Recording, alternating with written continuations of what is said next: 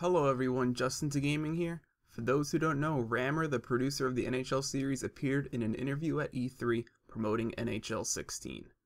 Interviewing him from GameSpot.com/kindafunny was Colin Moriarty.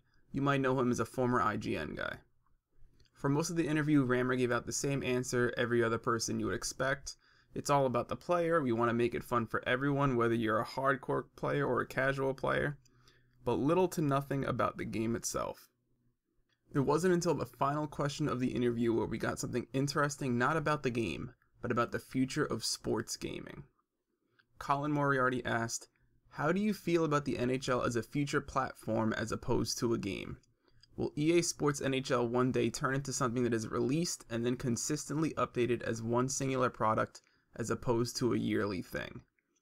Is there a future for the yearly sports game, or will it be unified where you paid piecemeal for updates?" To which Rammer's response was, "I think all games are going to be there. I think that's where the future is going to be. I think how fast we get there is to be determined. But for us, we're taking steps towards that right now. It's really starting to translate into more of a live service with Ultimate Team promos running all the time, new content coming out with roster updates. We want to start driving the NHL business like a live service, make it a year-round, and keep our fans engaged. We're taking steps so when it comes full bore, that we're ready for it." Now, in my opinion, this is big news, whether it comes next year or 5 years from now. The yearly sports game could eventually be a thing of the past. And this is huge depending on the price that EA charges for the yearly updates.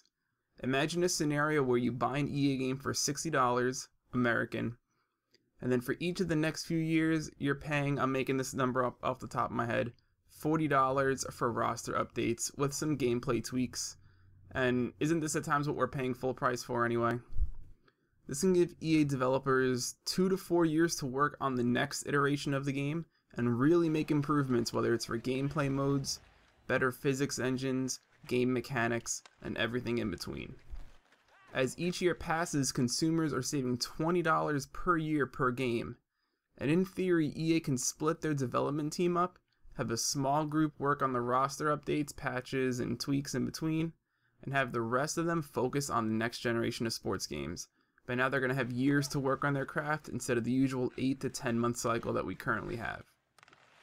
From a consumer standpoint, I think this is great.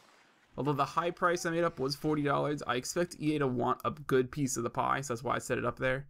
And at that price, you can still see the savings. As each year passes, I'm saving $20. And if I play more than one EA Sports game, the money saved adds up to the point where you can probably buy another game if you wanted each year. And imagine the savings if the price for each update is actually lower than what I predicted.